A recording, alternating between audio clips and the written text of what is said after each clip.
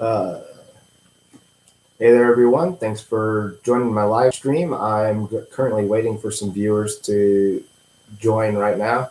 I just had one up not too long ago, and I had to change the settings in order to make sure that I could see some live comments. I'm back up and running, and you should be able to do some live comments now. Feel free to like and subscribe and drop a comment. I'm going to start getting into my top tips for new RV buyers. I got 2 viewers. That's enough to make me happy. Thanks for joining. So let's start on tip number 1. My first tip is avoid buying anything 9 years or older. My reason is because the OEM parts slash, also known as manufacturer parts become obsolete after this point in time. So 9 years or older, they start becoming obsolete. So if you're picky about how the aesthetics of your camper looks, like the outside trim or the inside trim, any background colors or anything like that, even wood color and texture, it's going to be difficult to get those parts. So if you're okay with generic looking stuff and you're fine with putting hodgepodging some stuff together, or you're okay with things not matching, then go ahead and buy an RV that is 9 or 10 years old, especially if you are a little bit of a DIYer and can attach these things yourself. So keep in mind at that 9 and 10 year mark that technology in RVs easily goes obsolete as well. So anything that's considered a new fancy feature, it goes obsolete pretty quick. Wi-Fi extenders, little touch pads and stuff for your RV, those can sometimes be, the software and the hardware for those can go obsolete, and you'll just be stuck trying to figure out how to get that new piece of equipment to work on your old RV. You won't be stuck, but the technician could be stuck, and it could end up costing you money in the future. If you have an extended service agreement, I don't know if it covers stuff like that, but sometimes they do. Manufacturer warranty, if something's changed in that hardware, it can cover that as well. Moving on to number 2, towing capacity. Keep in mind that this is if you have a truck available. You need to have the towing capacity of your truck greater than the gross vehicle weight. That's a GVWR. You'll see it on the sticker on the inside of the door or on the outside of the frame. Typically, it's going to be yellow so you can see it. But the gross vehicle weight of your RV needs to be less than your towing capacity of your truck. And the gross vehicle weight is when your RV is fully loaded with all your stuff. That's including full water tank, all your supplies and your food, your clothes, your dishes and utensils, silverwares, tools, spare tire, and even your towing hitch adds weight too. It's pretty heavy. So if you're planning on getting a travel trailer or a fifth wheel, make sure that the truck that you are towing with has the appropriate towing capacity. I always aim to have your towing capacity of your truck more than your gross vehicle weight of your fifth wheel or travel trailer. Same thing applies with a motorhome. If you're planning on towing with a motorhome, what you would tow with your motorhome is a tow vehicle that is like a car or a Jeep or even another truck. Be cautious if you're towing something, because a lot of vehicles nowadays cannot be towed with 2 wheels up because of the oil circulator or the transmission fluid circulator. A lot of vehicles nowadays need to be either towed on all 4s or completely just off the ground. So make sure if you're planning on getting a motor home, make sure that your car, your tow vehicle, is able to be how it needs to be towed, either on all fours, if you can, or either all fours on the ground or all fours off the ground, or even two wheels on the ground, because you don't want to ruin your car. Number 3 on the list here, before you even think about buying an RV or start shopping around for brands and manufacturers and stuff like that, is storage capacity. Keep in mind that storage capacity on an RV is give and take. Same with the interior design of an RV. It's a box with limited space. It's not very modular, but they are having RV manufacturers are always coming out with more creative ways to make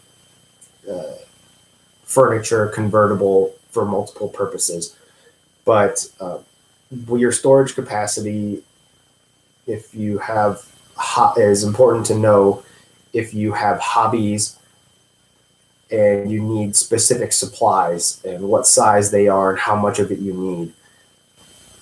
I know that there's some RVs that are specific for going off-road, 4-wheel motorhomes that are Class B size vans. They have upgraded suspension, upgraded tires, better ground clearance, and off-the-grid camping, like solar panels on top, a generator that runs off the fuel and stuff like that. So if you have a hobby that requires you to go off the grid, make sure that whatever you're buying is capable of doing that and storing everything that you need. The more space that you have open for lounging around, the less space you'll have for storage. So just make sure that you have enough storage for whatever hobbies you're planning on doing, and do not underestimate it, because you typically end up carrying more than you think you will. You can get toy haulers for if you have motorcycles or four-wheelers, big machines that you can carry in the back. Those toy haulers can be a small travel trailer or a large fifth wheel. The door just comes down from the rear of the RV. That rear wall just folds down, turns into a ramp, and you can pull your four-wheeler or your motorcycles into there and strap them down. Just keep that in mind. I've seen RVs that are specifically built for ice fishing and stuff like that, because that was an interesting question I got on Go RVing on the subreddit. So I checked it out, and they do have RVs specific for ice fishing. So if you have hobbies, just Google it. Say, hey, I'm looking RV made for ice fishing. That's all I Googled, and poof, something cool popped up. Number 4. The number 4 feature to consider before you even start looking at manufacturers and brands of campers is how many people you will be sharing the RV with. That includes friends and family. You want to know the minimum and maximum occupancy for your RV. So your bunk beds will have a weight capacity. So if you have large full-grown adults, I would not recommend thinking that you can get away with putting them in a bunk bed. Again, they have multiple use furniture, like the couches can fold out and the tables can turn into beds. But those also have weight capacities. So just keep that in mind when you have an RV full of full-grown adults and no kids. Those convertible beds from the table and the couch may also not be tall enough for full-sized adults. So fold it out, measure it, keep in mind who you're going to be camping with, and see if that convertible bed is tall enough for them to sleep in. Number 5 is going to be fancy features and doodads. I would recommend that you kind of deprioritize this. Yeah, they can be pretty neat and convenient to have, but the more fancy features and doodads you have, the more stuff they can break. It's simple as that. I can't sugarcoat it. Yeah, they're great and convenient and nifty, but if they're electronic or motorized, they can break, and they typically cost a little bit of money to fix, that to diagnose and fix. If you are set on having those fancy features and doodads, try and make sure that a majority of them can be used or operated manually. So just for example, if you have an electric awning, make sure that your awning can also be operated manually, because if that motor goes out, you won't really have a good way of putting that back up other than getting a ladder somehow and rolling it back up and zip tying it together in order to get it fixed at a later destination. Another thing that can leave you stranded is slide rooms. I know it's not a common feature anymore, but it's really difficult to find a slide room that can be operated manually in the case of a slide room motor failure. Now, slide rooms can be operated hydraulically or electrically. The electric side uses motors on the inside of corners or through a pulley system with motors for your slide rooms to bring them in. But for the pulley systems, I'm not a huge fan of, just because it takes a lot of fiddling around in order to get those slide rooms evenly pulled in together. The electric motors, you can typically disconnect them and push them in manually, or sometimes I've seen there's a hole in the slide of that slide room, and what you can do is you just crank it closed or open as a backup, which to me was a pretty neat feature. But if your slides are going in a little wonky, you'll want that reassurance that you can bring it in or bring it out manually, because you'll be stranded if you have them stuck out. You can't pull a camper down the road with your slides hanging out. It's not legal. Same goes with your fancy hydraulic auto leveling system. Make sure that there's a way to bring those things up, and they're not intuitive. There's no instruction manual on how to, for each specific RV, there's no instruction manual on how to manually override your hydraulic leveling system if it's stuck in an up or down position. It'd be worse if it was stuck in a down position. Then you'd just be stranded there again. Usually that involves bleeding your hydraulic lines and relieving the pressure so that your jack legs will go, so that you can force your jack legs back up with like something of leverage, like a plank of wood or a pry bar or something. It's a real big pain in the butt.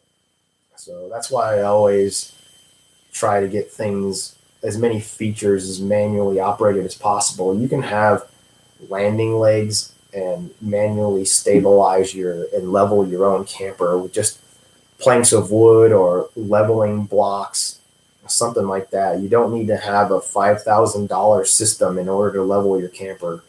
But it is important to keep your camper leveled, because that will affect the operation of your refrigerator. The fluids in the back of that refrigerator largely depend on gravity flowing the fluids. The fluids turn to gas as the air compresses it, and then they and then it cools, and your cooling fins on the back, and it recondenses as it cools back down to a liquid and flows into this like Z-shaped pattern all the way, the zigzag pattern all the way back down to the condenser again.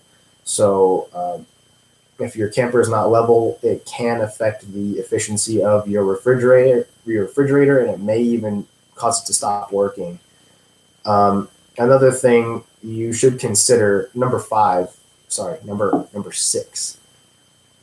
item on the list is what weather conditions are you planning on camping in?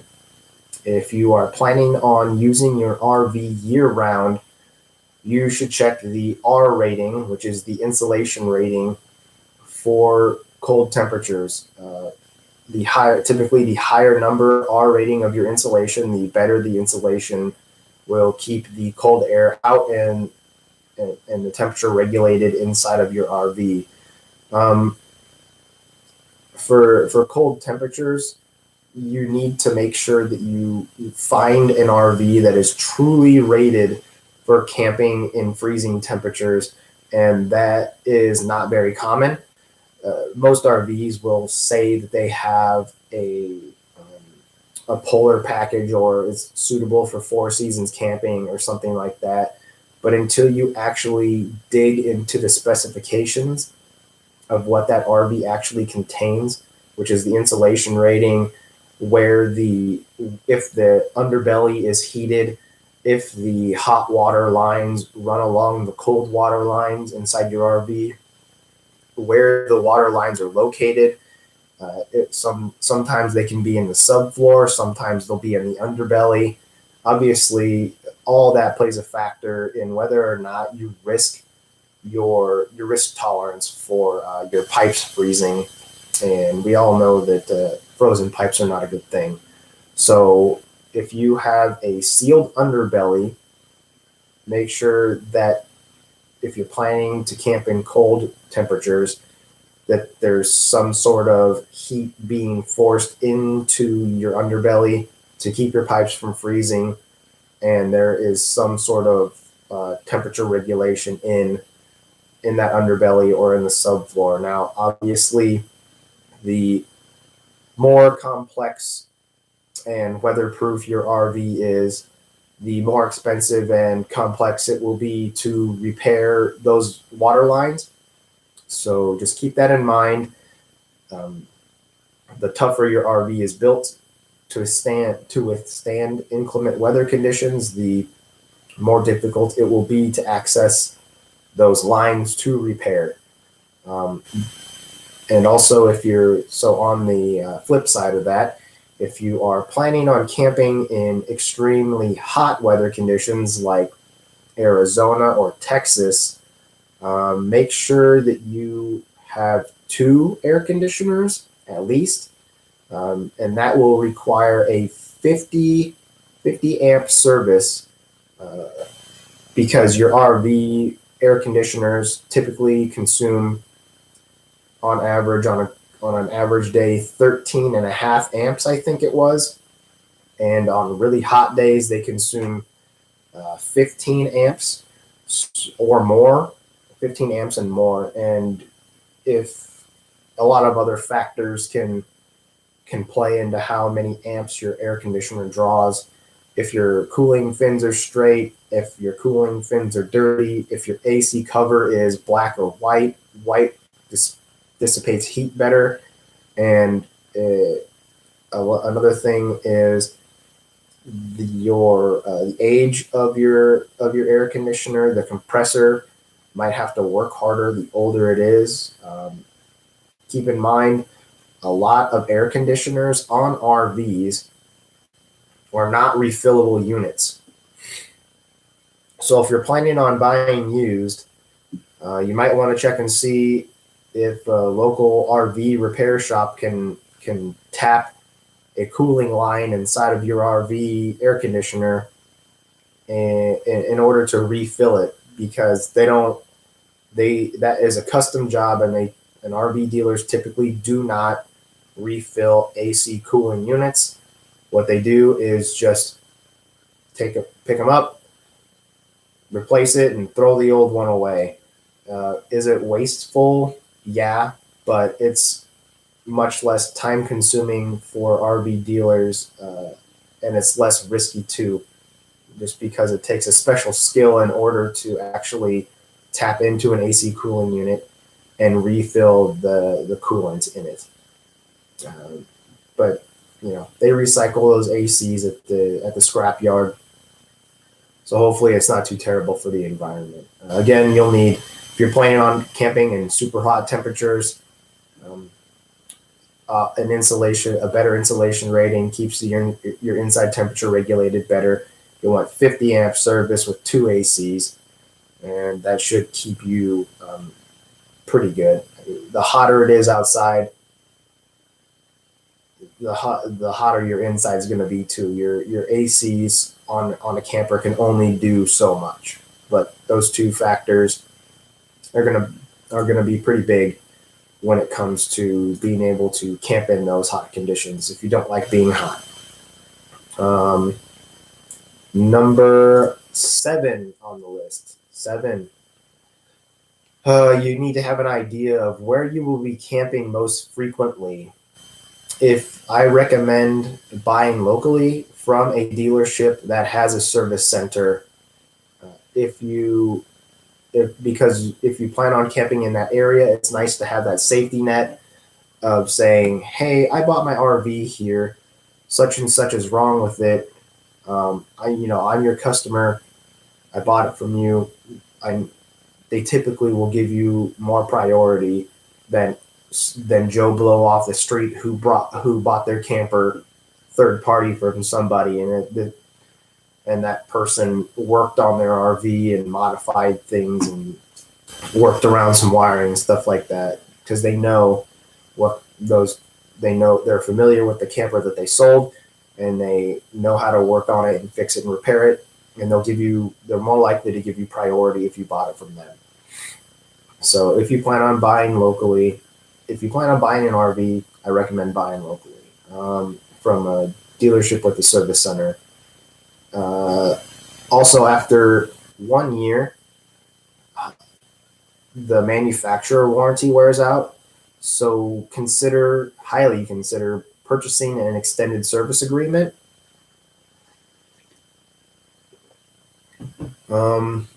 That extended service agreement will cover your expensive, if you have them, your expensive features. So if you have an awning motor that goes out, it'll cover replacing that awning motor. If you have a refrigerator go out, it'll cover replacing that refrigerator. Your stove top, your oven, it won't cover roof leaks and stuff like that. So maintenance is always important. It won't cover tire blowouts or suspension failures, but any appliances or electric components to it typically covers. Just the your water heater, your converter, your inverter. Doesn't cover batteries and stuff like that. So if you buy that extended service agreement, it covers a heck of a lot of stuff, but it doesn't cover everything. It's not a bumper to bumper typically. Even if they say it's bumper to bumper, it's not. Get a full booklet of the extended service agreements and read the exclusions section of it.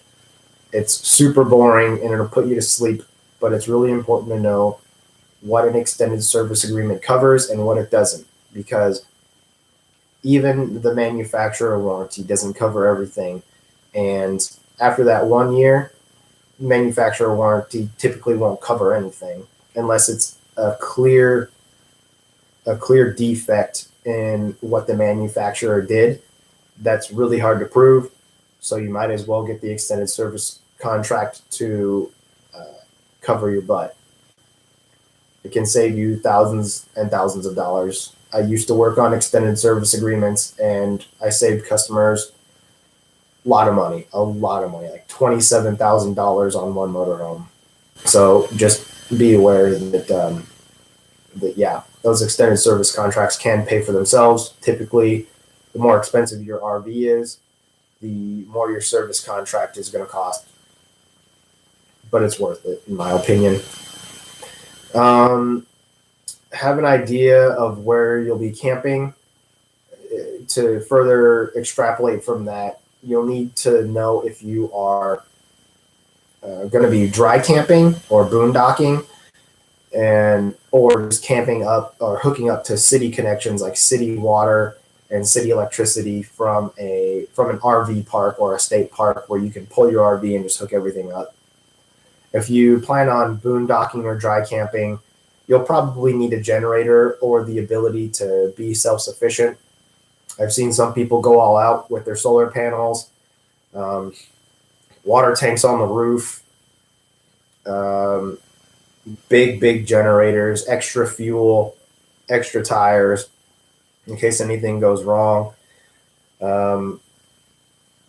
Make sure that you know where you're going to be camping, if you're going to be dry camping or if you're mostly going to be hooking up to city water, because you're going to want to equip yourself properly for doing that. Number 8 on the list is to be prepared to spend at least $1,000 or more over your budgeted RV price. So whatever RV you're looking at or thinking of looking at, take that price value down at least $1,000 and be prepared to purchase extra stuff on top of your RV. It's something that goes easily overlooked. So for like a travel trailer, typically most people have to buy a ball hitch and they'll want to buy sway control or stabilizer bars for towing. And that's easily $300 to $500, depending on how fancy you want to get with it. For fifth wheels, if you have a truck and it's not an extended bed, you might need a fifth wheel Kingpin receiver hitch to be installed in the back of your truck. And those can, if you can get them used, great. I would definitely recommend a used fifth wheel hitch, because they're just solid pieces of metal and they typically don't break, and the technology in them hasn't evolved in quite a while. So there's nothing wrong with buying a used fifth wheel hitch to save a few $100. Definitely recommend it. But again, those fifth wheel hitches can be fancy. If you have a short bed truck, you might need a slider hitch, and those are kind of costly. And those slider hitches basically make it so that if you're backing up your RV into a spot or just making a sharp turn, it makes it so the front cap of your fifth wheel RV doesn't hit the cab of your truck. I've seen it happen. It's not pretty. Just budget at least $1,000 extra for on top of whatever you're budgeting to pay for your RV. That's not even including the extended service agreement. So maybe even $2,000, maybe $1,000 to $2,000, let's say. Another thing that a lot of people don't realize can cost a little extra is wiring up a brake controller. And sometimes it's plug and play. It's really easy. And sometimes it's difficult. A difficult job is called a hardwire job. And those can take several hours and cost quite a few $100. So bring your truck into a dealership or a shop, an RV shop that knows what they're talking about, and ask them, hey, if I bought this camper with this truck, am I going to need to hardwire a brake controller? And if they say yes, be prepared to spend a few $100, like $300 to $500, easy. Number 9 on the list is kind of a strange one, but still vital. And number 9 is determine if you need an RV at all. You can do that if you plan out where you would like to go. See if they have hotels, Airbnbs, or a state park cabin in that location. Just remember that RVs are depreciating assets that require monthly payments, even when they're in storage and you're not using them.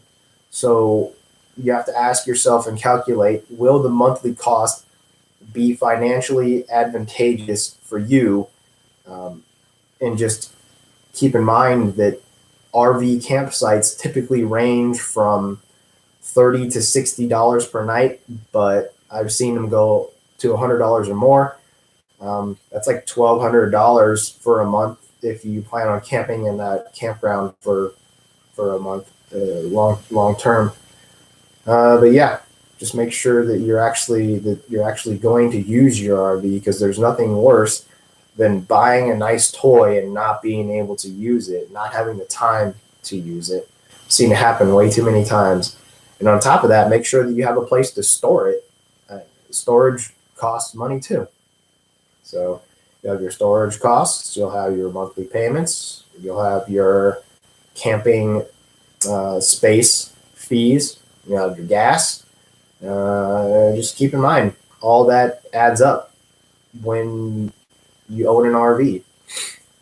And that's not even calculating in yearly maintenance costs.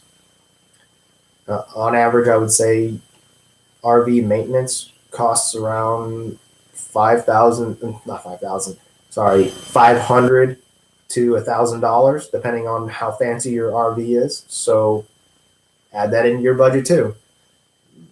Every year, just assume that you'll spend $500 to $1,000 on maintenance. Obviously, the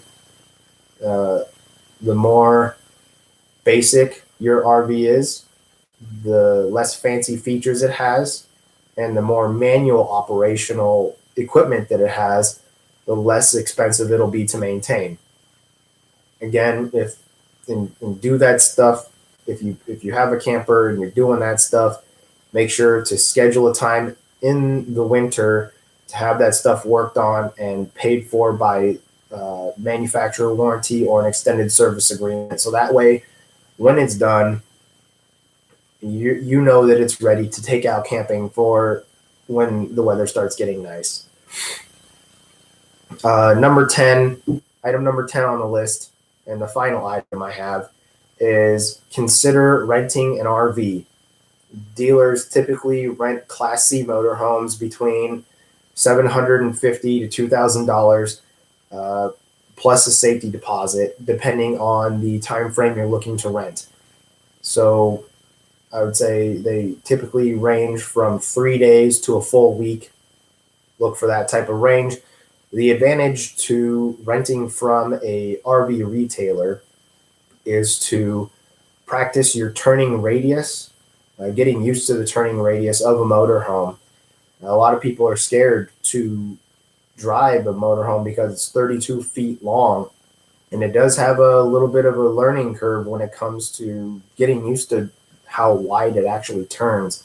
So definitely try to rent an RV for a motorhome if you're planning on getting one from a dealership, and risk your safety deposit on that instead of buying a new motorhome and then wrecking it and costing you thousands of dollars to get it repaired. Typically, those safety deposits don't cover the full cost of repairs if they're like $500.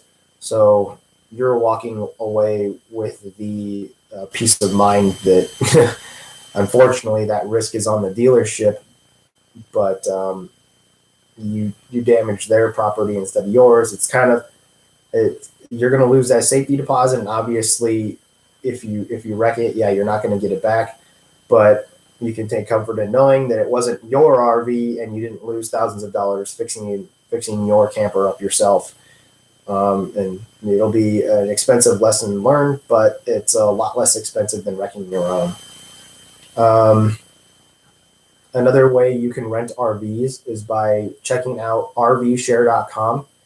It's basically like Airbnb, but for campers and RVs.